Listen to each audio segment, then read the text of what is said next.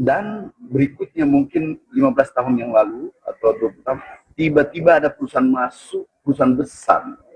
Kapasitasnya kurang lebih 30 dengan menengah dengan besar itu 50 juta ton. Pertanyaanku, terganggu nggak yang kecil? Sudah selesai jawabannya.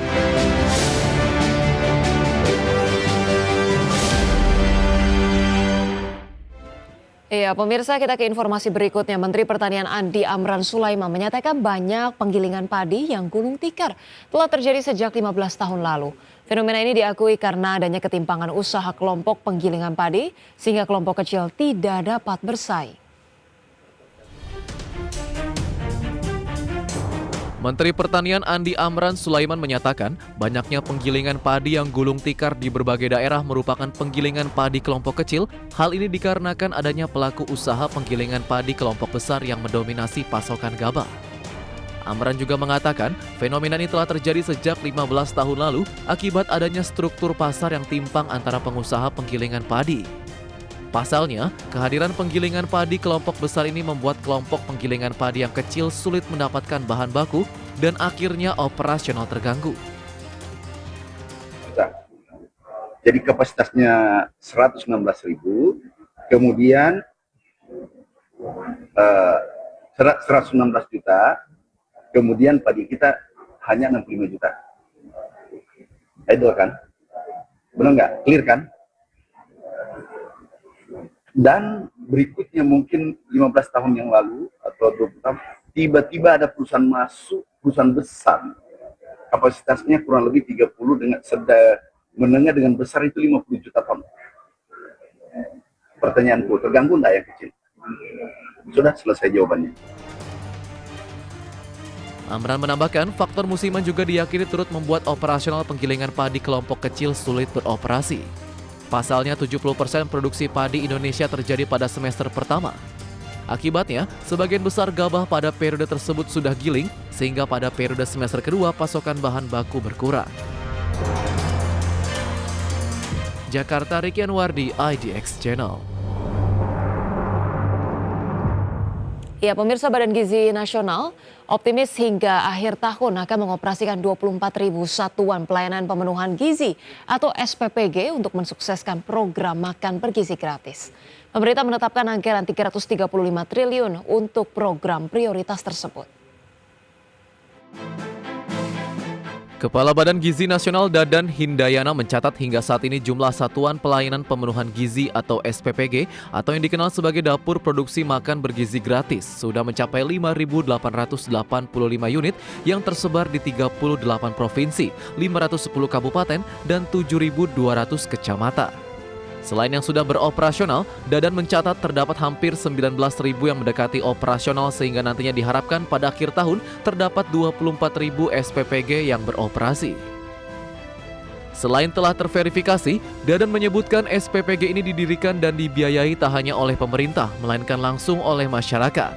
Jika satu unit SPPG menelan biaya 2 miliar, setidaknya terdapat 48 triliun uang yang sudah beredar di masyarakat. Adapun anggaran APBN yang telah terpakai mencapai 10,3 triliun rupiah untuk intervensi pemenuhan gizi.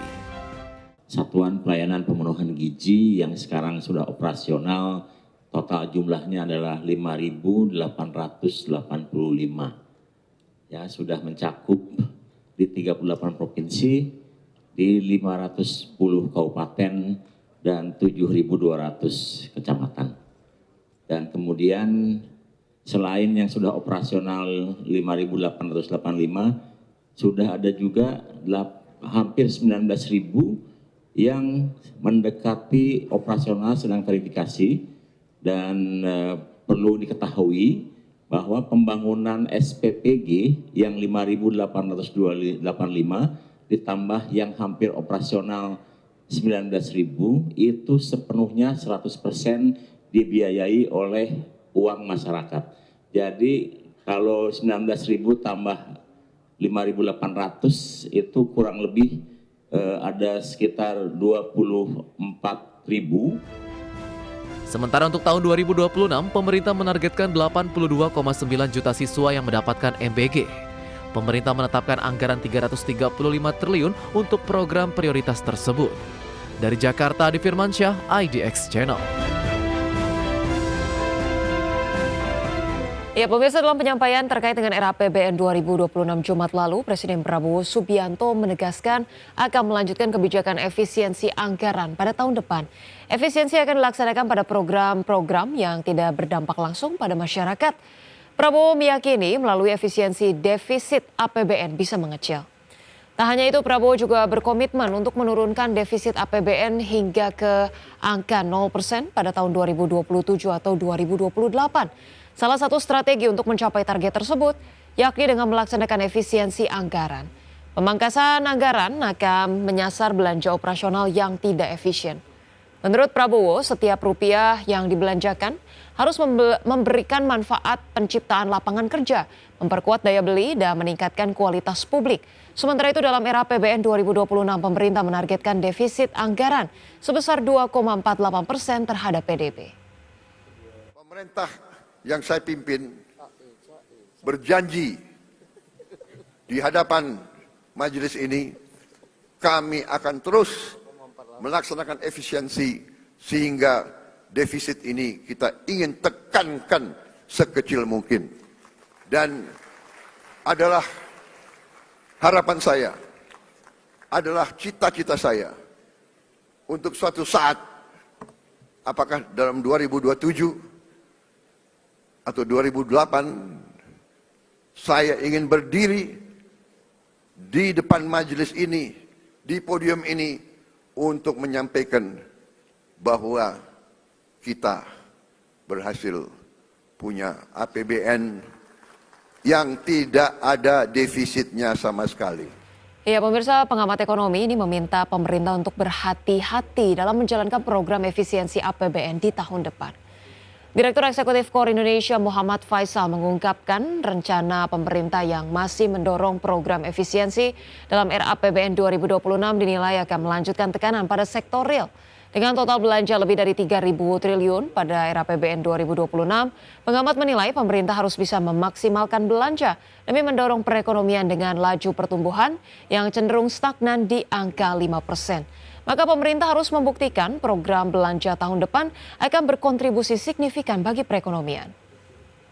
Bagaimana untuk kemudian level implementasi di level yang lebih detail, jangan sampai kemudian malah menghambat perekonomian ya, atau menahan laju pergerakan ekonomi sebagaimana yang sudah terjadi misalnya pada sektor pariwisata yang di banyak daerah justru semakin terseok-seok dengan belanja untuk perjalanan yang masih banyak ditahan, gitu ya, bukan hanya dipotong. Pemirsa, Menteri Investasi dan Hilirisasi atau Kepala BKPM Rosan Roslani mengungkapkan hadirnya Danantara mampu menarik minat investor untuk berinvestasi di Indonesia. Rosan optimistis investasi di tahun 2026 akan menembus lebih dari 2.000 triliun rupiah atau naik 14,2%. Menteri Investasi dan Hilirisasi atau Kepala BKPM, Rosan Roslani optimis investasi di tahun 2026 bakal menembus 2.000 triliun lebih atau naik 14,2% lantaran peran Danantara yang semakin meningkatkan kepercayaan investor asing maupun dalam negeri untuk menanamkan modalnya di Indonesia. Rosan mengungkapkan pihaknya juga terus berupaya mendorong adanya reinvestasi dari para investor. Rosan juga optimis dalam 5 tahun terakhir realisasi investasi diharapkan mampu mencapai 13 triliun rupiah. Tetapi dalam 5 tahun terakhir memang investasi yang diharapkan itu meningkat tajam, mencapai 13.032,8 triliun dari tahun 2025 dan 2029-nya. Tentunya dengan adanya Danantara ini juga menimbulkan keyakinan atau confidence dari investor, baik terutama investor luar negeri pada saat mereka berinvestasi di Indonesia, karena sekarang mereka mengetahui bahwa kita melalui our sovereign wealth fund juga dapat berinvestasi bersama-sama dengan mereka. Berdasarkan data dari BKPM, realisasi investasi hingga tahun 2024 meningkat tajam dari 826 triliun rupiah pada tahun 2020 menjadi 1.714 triliun rupiah di tahun 2024. Sebaran investasinya pun kini lebih tinggi di luar Pulau Jawa dengan persentase 51,9% atau lebih dari 3.000 triliun dan 48,1% atau 2.900 triliun di Pulau Jawa. Jakarta, Ricky Anuardi, Adi Firmansyah, IDX Channel.